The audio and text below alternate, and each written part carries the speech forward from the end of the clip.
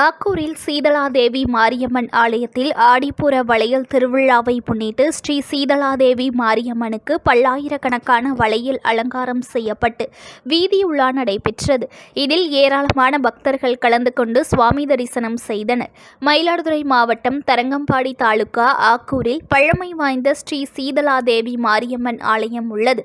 இவ்வாலயத்தில் திருமண வரம் வேண்டுபவர்களுக்கு திருமண தடை நீங்கியும், குழந்தை பேறு இல்லாதவர்களுக்கு குழந்தை வரம் தந்தும் பக்தர்கள் வேண்டுதல்களை அனைத்தையும் நிறைவேற்றி தருபவளாக ஸ்ரீதளாதேவி மாரியம்மன் விளங்குவதால் ஆக்கூர் சுற்றுவட்டார பகுதியின் பல்வேறு கிராமத்தினர் தங்கள் குலதெய்வமாக பாவித்து வணங்கி வருகின்றனர். பிரசித்தி பெற்ற இவ்வாலயத்தில் ஆடிப்புற வளையல் திருவிழா இன்று வெகு விமர்சையாக நடைபெற்றது. இதனை முன்னிட்டு ஸ்ரீ சீதளாதேவி மாரியம்மனுக்கு சிறப்பு அபிஷேக ஆராதனைகள் செய்யப்பட்டது. இதனைத் தொடர்ந்து சந்தனக்காப்பு அலங்காரம் செய்யப்பட்டு பல வண்ண